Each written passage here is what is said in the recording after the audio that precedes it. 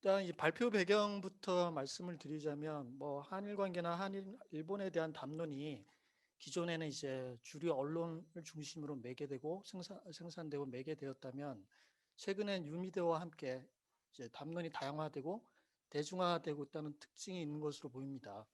그리고 그러한 현상의 가장 대표적인 예로 볼 수 있는 게 민족주의 성향의 시사 유튜브 콘텐츠라고 생각해서 이에 대해서 약간 뭐 완성된 논문이라기보다는 뭐 탐색적인 에세이 정도로 봐주셨으면 합니다. 이 민족주의 성향의 시사 유튜브 콘텐츠를 보면은 그 내용에 있어서 타민족이나 국가에 대한 인종주의적이고 뭐 차별적인 메시지를 발견할 수 있고요. 또 무엇보다도 이게 어떤 유사 저널리즘의 형식을 띠고 있어서 이용자들의 그 유튜브를 이용하는 사람들의 그 일본이나 한일 관계에 대한 현실 인식에 영향을 미칠 수 있을 것 같다고 생각이 되어서 살펴보게 되었습니다. 이게 익숙하지 않은 분들이 많으실 것 같아서 약간 이렇게 실제 예를 좀 보여드리겠습니다. 이게 이제 제가 분석하고자 하는, 논의하고자 하는 그 유튜브의 한 채널인데요. 보실 수 있듯이 굉장히 뭐랄까, 그러니까 그 한국과 관련된 시사 이벤트, 국제 관계, 외교 관계와 관련된 이벤트를 주요 토픽으로 하면서 보도를 이제 재해석하고 재구성하는 방식으로 만들어진다고 볼 수 있을 것 같습니다. 말씀드린 것처럼 매우 이제 어떻게 한국의 우월성을 타국과의 비교를 통해서 일방적으로 주장하는 그 내용이 많은데요. 여기 지금 보실 수 있는 것이 이 유튜브 콘텐츠들의 그러니까 유튜브 비디오 영상물의 이게 제목의 예시들입니다. 이 제목만 봐도 이게 이 유튜브 영상물들이 그 전달하고자 하는 메시지 같은 것을 일부 알 수 있을 거라고 생각이 됩니다. 그리고 먼저 발표 개요를 말씀드리면 이 시사 유튜브 콘텐츠가 일종의 그 2차 제작물, 그러니까 언론 보도에 의존한 2차 제작물이라는 점에서 그 주류 언론의 한일 관련 보도는 일본 관련 보도와 밀접한 관계가 있다고 생각이 듭니다. 그래서 먼저 이제 기존 연구를 바탕으로 주류 언론이 일본 그리고 한일 관계에 대해서 어떤 식으로 보도를 했나 먼저 살펴보고 이런 주류 언론의 특성이 시사 유튜브 콘텐츠에 미친 영향을 함께 살펴보는 것이 첫 번째 부분이고요. 그 다음으로는 이제 이 유튜브 콘텐츠 영상물들의 특징을 어떤 2차 제작물로서 오는 어떤 구조적인 제약과 관련된 특징, 그리고 이제 대중적 민족주의란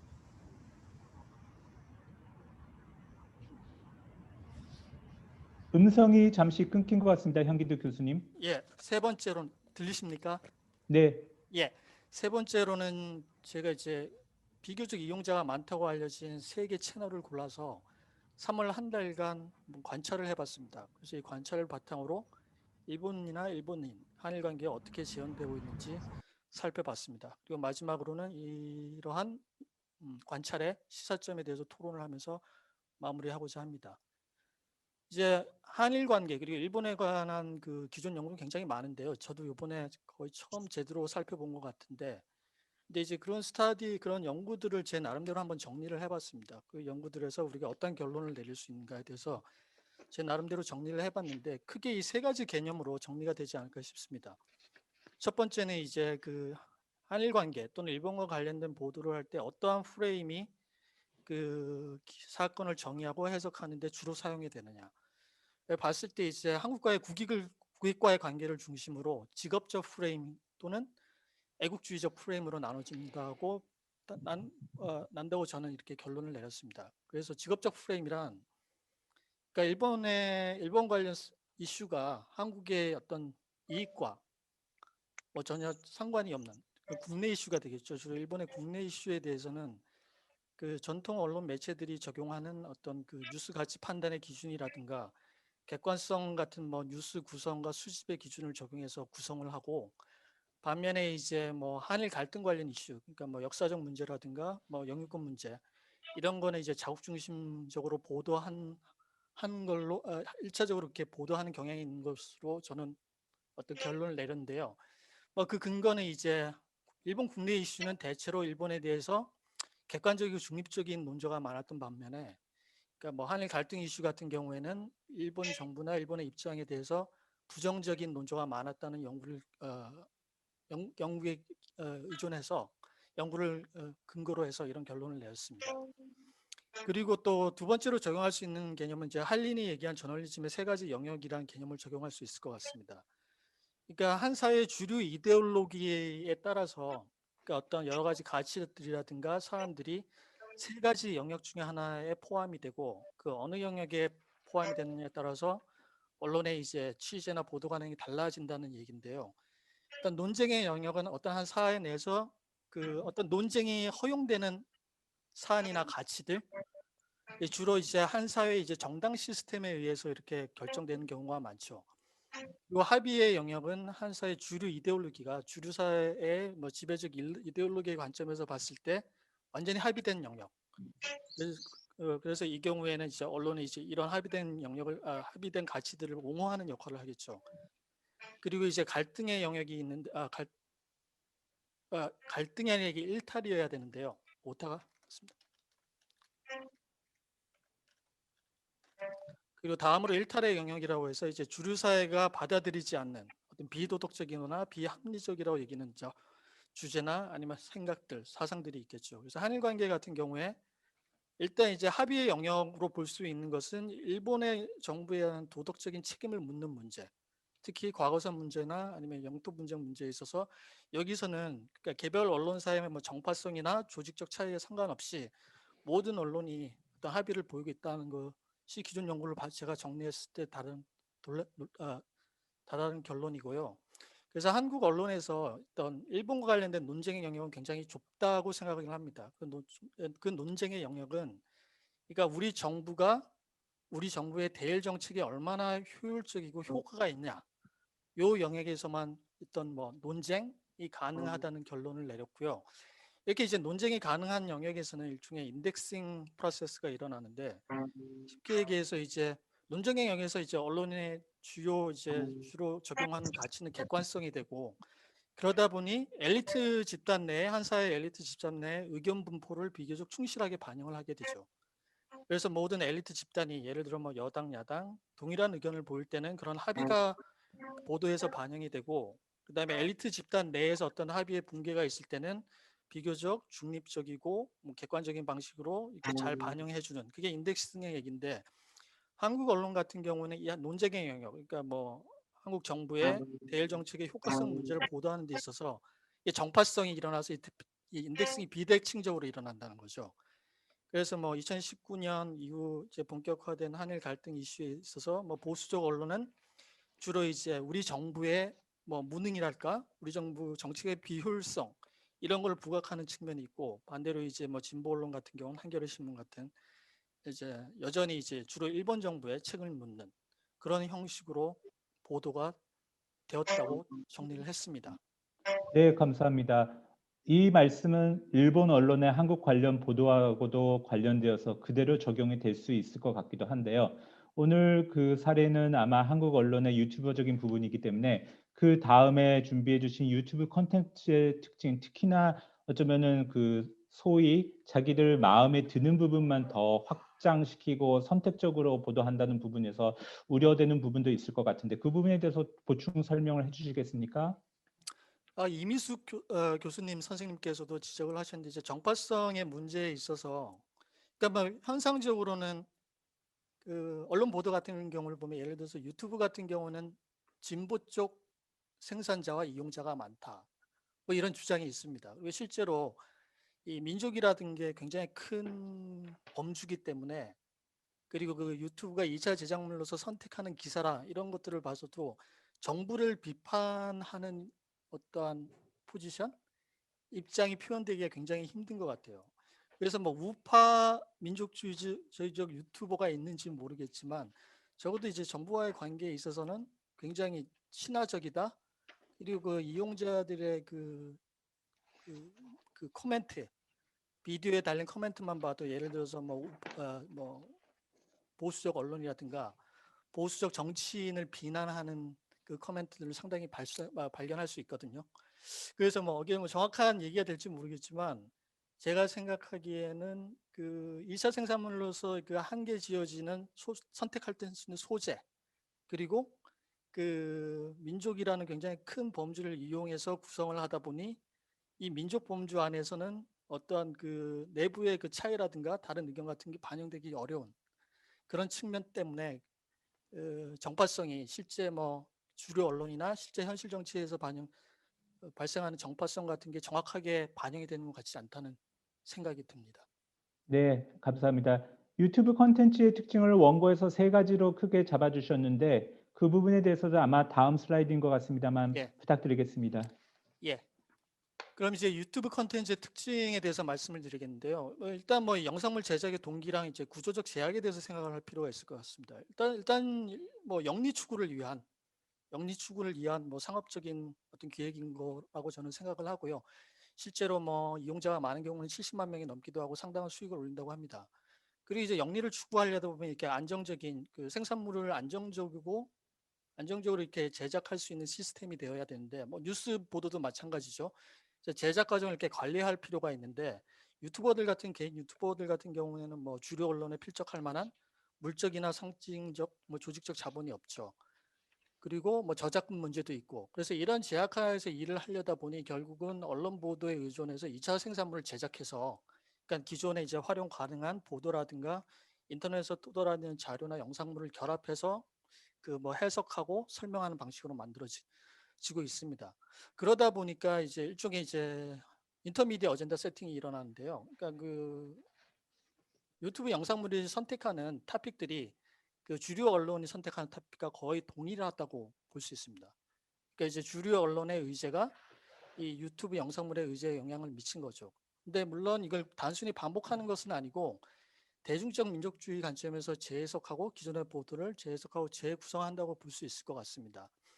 대중적 민족주의는 그러니까 무슨 뭐 새로운 국가 건설, 뭐랄까 그 근대 국가를 건설하기 위한 뭐 잘 짜여진 의식적인 뭐 이데올로기적 기획이라기보다는 민족이나 국가에 대한 애착, 자긍심, 뭐 이런 소속감으로 표출되는 뭐 감정이나 태도에 가깝다고 생각합니다. 이념이라기보단.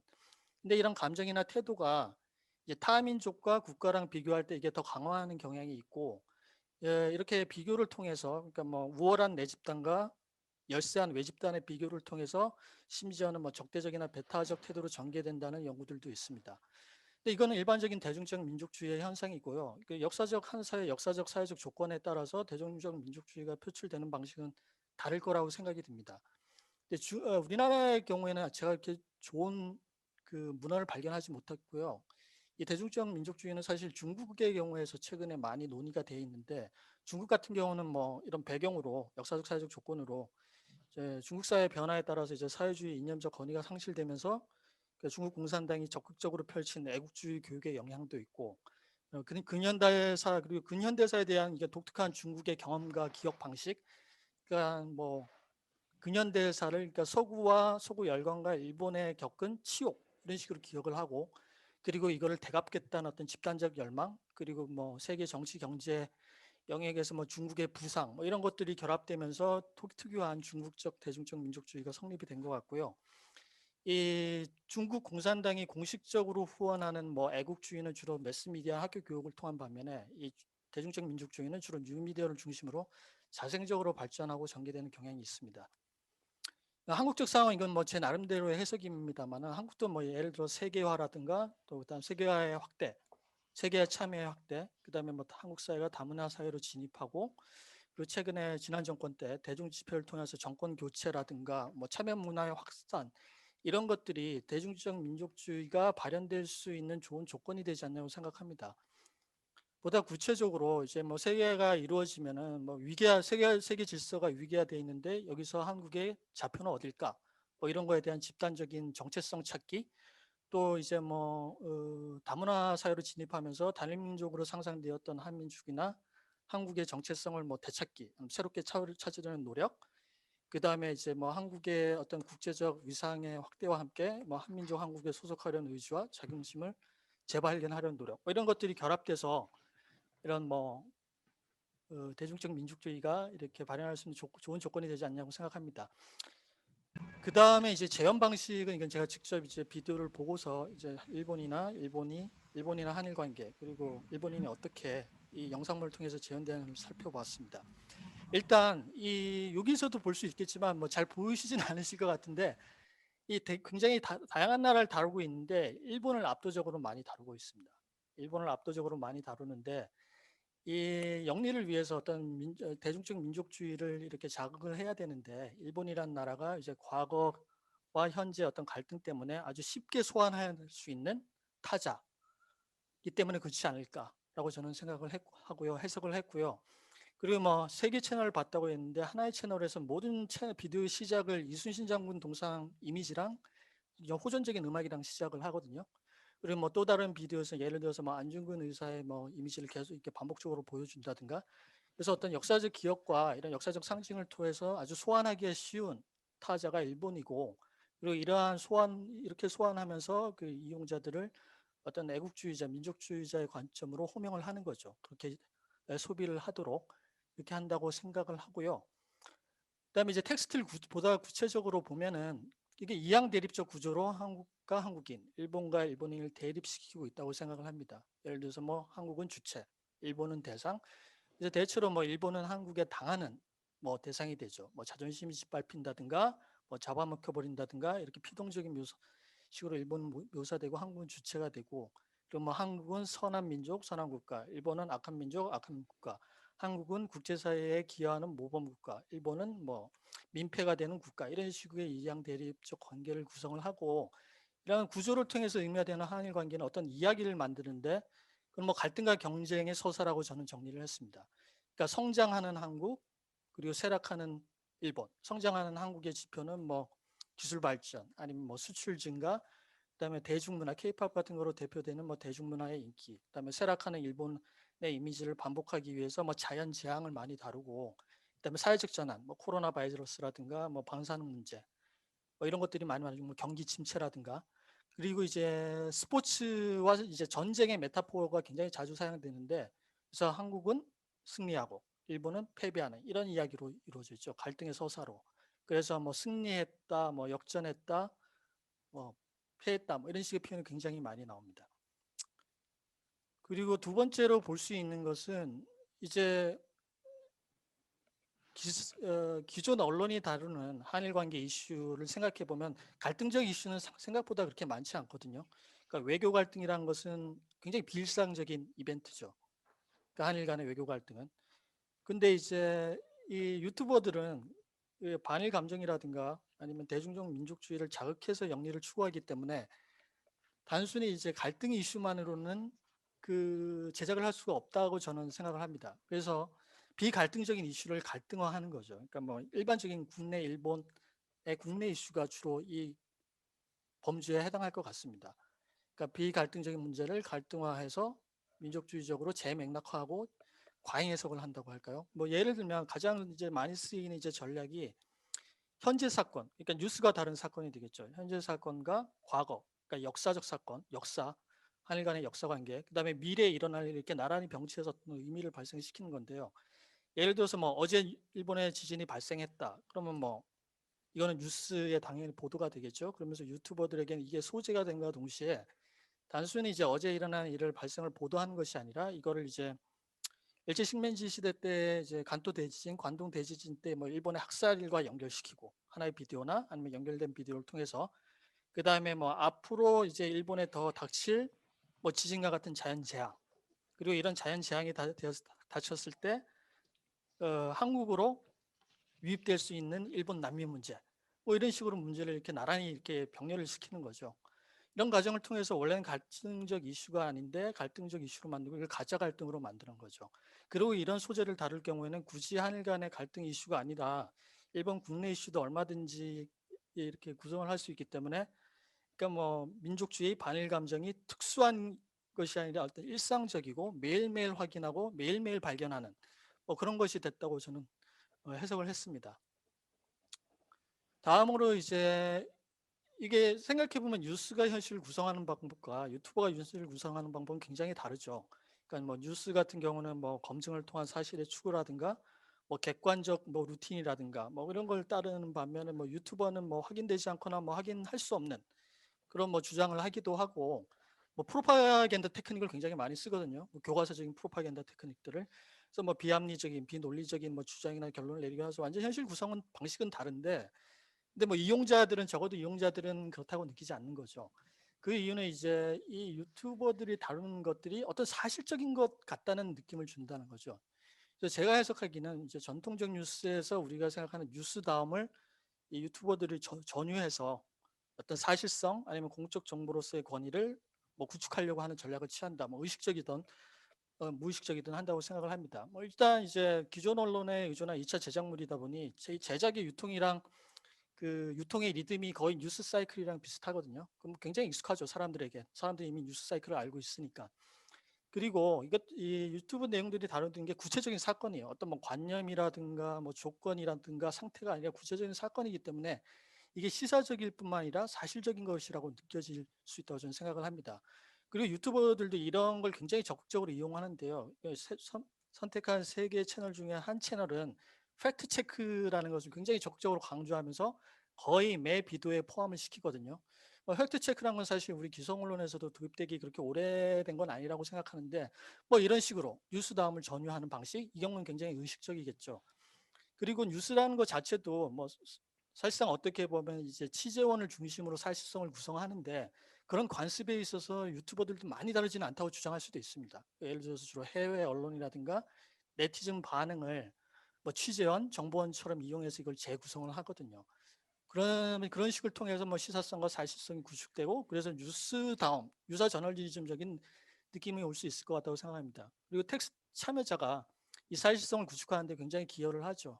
이중적 역할을 하는데 유튜브 텍스트 안에서는 이제 유튜버들이 그들을 인용함으로써 뭐 반일 또는 뭐 혐일 그 이용자들 민족주의 이용자들을 이용해서 자기 주장을 정당화시키고 그리고 이제 유튜브 비디오 밖에서는 이제 코멘트 섹션을 통해서 유튜브 컨텐츠에 대해서 지지를 보내면서 동의를 보내면서 또 이렇게 어떤 권위를 부여하는 방식으로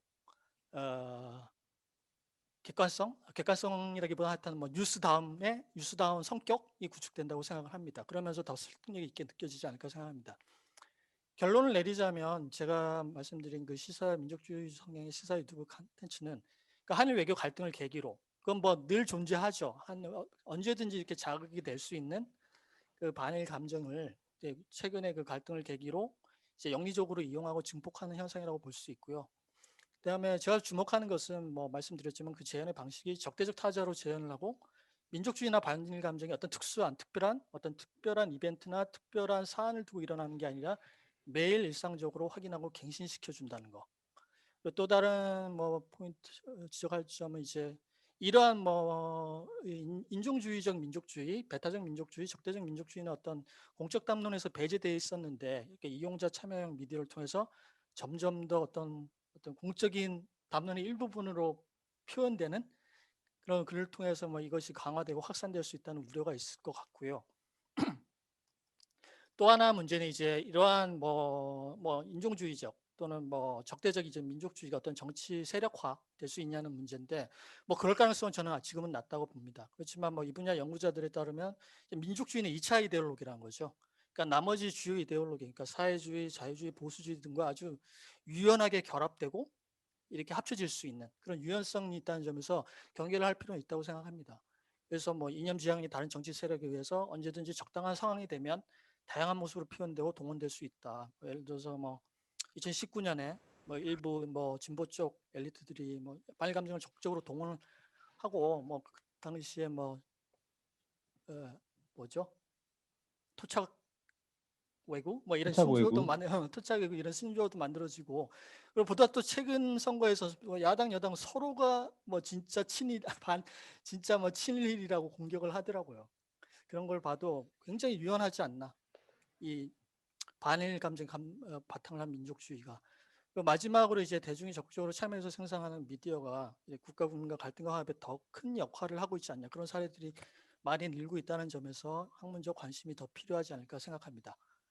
들어주셔서 감사합니다. 네, 감사합니다. 아주 중요한 포인트를 깔끔하게 정리를 해주시고 또 굉장히 좋은 문제 제기를 원고로도 정리를 해주셨습니다. 이 부분에 대해서는 이어서 이미숙立교대학 선생님의 말씀으로 비판 문제 제기로 정리를 하겠습니다만 포스트 트루스나 페이크 뉴스 그러한 부분에 있어서 저희들이 앞으로 토론 시간에서 다시 검토를 해야 될 것 같고요. 그리고 이러한 부분이 일본 내에서도 있는데 일본 내에서도 마찬가지겠습니다만 각 국내에서 얼마만큼 이러한 움직임에 대해서 견제하고 또 문제시하는 움직임이 있는지 시민연대라든지 공공외교라는 차원에서 저희들이 앞으로 다시 논의해야 될 것 같습니다. 이미숙 선생님 부탁드리겠습니다. 네, 감사합니다. 네,立교대학교의 이미숙이라고 합니다.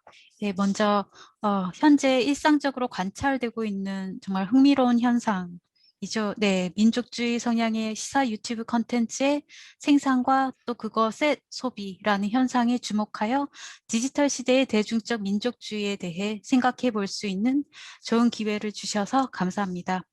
네, 현기득 선생님의 논문을 통해 유튜브 콘텐츠 제작자들은 제도권 언론의 뉴스를 이제 선택하고 소비, 해석하는 데 있어 반일 감정 또는 민족주의를 영리적으로 그것을 통해서 클릭수를 늘리거나 또는 더 많은 어떤 광고 수입이라든지 하는 영리적으로 이용하고 이를 또한 증폭하는 형태로 생산한다는 점에서 또 이를 마치 실제 뉴스 어떤 시사 컨텐츠, 정말 유사 저널리즘의 형태로 유튜브 이용자들과 상호작용하고 있다는 점에서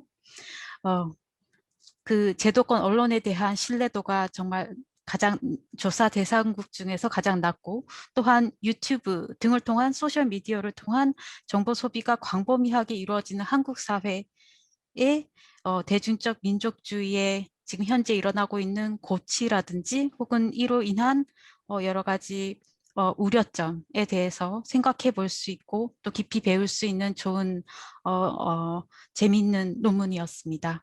네, 토론에서는 이와 같은 문제의식을 공유하면서도 세 가지 어떤 질문을 중심으로 또 현기득 교수님 그리고 또 여기 계신 여러분과 함께 생각해 볼 수 있는 지점을 좀 만들어 나갔으면 좋겠다고 생각을 합니다. 예, 원래 준비했던 이제 첫 번째 질문에 대해서는 사실 현기득 선생님께서 발표하는 중간에 이렇게 정파성에 대해서 말씀을 해 주셨는데요. 그러면 그 질문을 조금 바꿔서 한국의 저널리즘 문화, 그러니까 하나는 이제 정파적 저널리즘이라고 할 수 있는 것이 있겠는데요. 그것과 그 제도권 뉴스를 어떤 이제 소비하고 또 그것의 소재를 이용해서 재해석하는 유튜버의 사이의 갭 혹은 반대로 결합에 대해서 한번 좀 여쭤보고 싶은데요. 그게 갭이 있다면 그 갭은 어떻게 해석할 수 있을지에 대해서는 사실 아까 말씀을 좀 해주셨어요. 그 민족주의라는 틀로 전체적으로 해석하는 유튜버들이 더 많고 그것이 또 소비가 되고 어떤 수입으로 이어질 수 있는 가능성이 더 많다라는 지점에 대해서는 지적을 해주셨는데 그럼 거꾸로 한국의 저널리즘 문화의 어떤 특성이 반대로 이와 같은 유튜버들의 어떤 그런 컨텐츠, 민족주의적 성향의 컨텐츠를 증폭하는 데 있어서 어떤 기여하는 부분이 있다면, 그러니까 제도권 언론의 저널리즘 문화의 특성에 현재 이런 민족주의적인 성향에 기여하는 측면, 혹은 저널리즘 문화뿐만 아니라 혹시 미디어 문화 자체에 이런 유튜버들의 콘텐츠 소비와 또 재해석의 어떤 증폭과 관련된 어떤 기여하는 측면, 우리 제도권 미디어 문화 혹은 저널리즘 문화에 대한 문제점에 대해서 생각하시는 부분이 있다면 그 부분을 듣고 싶습니다. 예, 두 번째로는 국제 정치적 역학 및 경제적 관계에서 여전히 비대칭적인 관계로 보여지는 이제 한일이라는 특수한 두 나라의 갈등 사안에 대한 민족주의적 유사 저널리즘의 영향력에 대해서인데요. 반일 감정을 이용한 유튜브 콘텐츠에 대한 경계가 충분히 이제 필요하다고 여겨지면서도 한편으로는 현실적인 그 한일 관계에서의 갈등 사안, 예를 들면 식민지 과거사 문제에 대한 해결이라든지 수출 규제, 보복 문제, 후쿠시마 원전 오염수 방류 문제 등 현재 한일 간의 갈등 사안에 대해서 이러한 유튜버들의 어떤 영향력으로 인해서 한국 정부의 운신의 폭이 좁아질 수 있는가? 어떻게 보면은 일본, 미국, 유럽 등 국제 관계에서 한국에 대해서 힘의 우위가 있는 경우 실제적으로 한국 정부, 그게 어떤 정부가 되었던 간에 한국 정부의 운신의 폭은 제한을 받아 왔었고, 한편으로는 그러한 어떤 관계 속에서 유튜브 콘텐츠에서의 민족주의적 욕망이 또 거기서 드러나는 것도 한편으로는 있을 것 같은데, 그래서 여기서 드리는 또 질문은 대중적 민족주의, 인종주의, 배타주의, 뭐 혐오 이런 것들이 넘쳐나는 뭐 디지털 미디어 시대에 이러한 민족주의 성향의 담론이 현실의 국제 관계 역학에 혹은 한국 정부의 운신의 폭에 미칠 수 있는 영향이 어떻게 드러날 수 있을지 조금 더 설명을 해주시면 좋겠다는 생각이 들었습니다.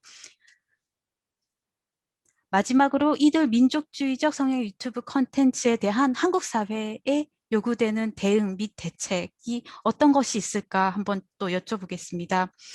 한일 갈등 사안이 아닌 경우에도 그런 한국의 어떤 우위성 혹은 자신의 어떤 우월성이라는 걸 확인하기 위해서 일본 혹은 아까 말씀하시기로는 이제 다른 여러 나라의 경우에도 그걸 하나의 소재로 이용해서 타자를 깎아내리고 혐오하고 그러면서 자신의 우월성과 정당성을 추구하는 컨텐츠 제작 및 소비는 어떻게 보면 과거의 전체주의적 시대에 민족주의적인 어떤 발상 혹은 그것으로 인한 어떤 미디어의 움직임과도 맞닿아 있는 것처럼 또 보이기도 하는데요. 물론 이는 한국만의 문제는 아닙니다만 한국 사회라는 조건에서 어떠한 공공 담론이라든지 혹은 사회적 대책 같은 것이 마련될 수 있다고 보시는지 이 문제에 이제 관심을 가지시고 연구를 해오신 현기득 선생님의 해안과 그 다음에 또 여기 계시는 청중분들의 해안을 또 같이 한번 나눠볼 수 있으면 좋겠습니다. 네, 여기까지입니다. 감사합니다. 네, 감사합니다. 이미숙 선생님. 그러면은 현기득 선생님께서 세 가지 질문이 나왔는데 앞으로 플로어에 계신 분들하고 더 집중 토론으로 가고 싶은 마음도 있지만 간단하게 이 문제 제기 질문에 대해서 한번 확인해 주셨으면 좋겠습니다. 부탁드리겠습니다. 굉장히 좋은 질문들을 해주셔서 감사합니다. 그리고 제가 더 공부를 해야 할 것 같은데요. 일단 첫 번째 그럼 제 짧은 생각이지만 뭐 제 나름의 생각을 말씀드리자면 첫 번째 이제 기성 언론의 유튜브 콘텐츠에 어떤 그러한 내용 그런 것들 오히려 복두드는 그런 것이 있지 않느냐. 저 그럴 수 있다고 생각합니다. 아까 제가 제시한 그 한국 언론이 일본 문제를 다룰 때 어떤 뭐 국내 이슈는 굉장히 직업적 프레임으로 그리고 한일 갈등 간의 이슈는 애국적 프레임으로 했다고 하고 그거에 대한 일종의 간접적인 증거로 기존 연구를 말씀드렸는데요. 그게 2000년대 쓰여진 연구들이라고요. 그래서 최근에 과연 그럼 한국 언론은 여전히 그러한 직업적 프레임인가 아니면 뭐 자국 중심적 애국적 프레임을 구분한 방식으로 기사를 쓰느냐 그렇지 않을 가능성도 있을 거라는 생각이 듭니다. 여러 가지 이유로 그렇지 않을 거라는 생각이 들고요. 그 다음에 뭐 두 번째 이제 한일 간 갈등 상황이 현실 정치에 미칠 수 있는 영향을 생각했을 때 제가 잘은 모르겠습니다만 뭐 최근에 이제 문재인 대통령이 3.1절 때 상당히 그전과는 다른 유화적인 메시지를 일본에게 보냈다고 저는 생각을 하거든요. 근데 그 반응, 그 대중적인 반응이라든가 그 국내 반응이 저는 그렇게 딱 그 따라오는 반응은 없었다는 생각이 듭니다. 그리고 첫 번째랑 연결해서 이게 제 생각에는 이 반일 감정이라는 게 파퓰리즘하고 굉장히 연관성이 있다는 생각이 들거든요. 그러니까 뭐 예를 들어 유럽의 이제 정치나 미디어를 보면 이제 파퓰리즘하고 그 일종의 그 우파 운동이 극우파 운동이 결합되듯이 그 우리나라 사람들도 정서적으로는 파퓰리즘과 뭐 어떤 특별한 에비던스 증거를 가지고서 말씀을 드린 것은 아니라 그건 아니지만 이렇게 이런 식으로 이제 타자를 적대화하고 악마화하다 보면 정부가 할 수 있는 게 별로 없는 거죠. 그 악마화 적대화된 이런 상대와 어떤 뭐 타협을 한다, 뭐 외교적인 뭐 협상을 한다는 것은 굉장히 그 정부 쪽에서는 하기 힘든 선택이 되지 않을까. 아래로부터의 압력 때문에 대중적이고 민족주의적인 압력 때문에 그렇지 않을까. 그리고 아까 말씀드린 그 세계 저널리즘 스피어를 얘기하면 한일 관계의 문제에 대해서 이 논쟁 영역이 점점 더 줄어드는 게 아닌가.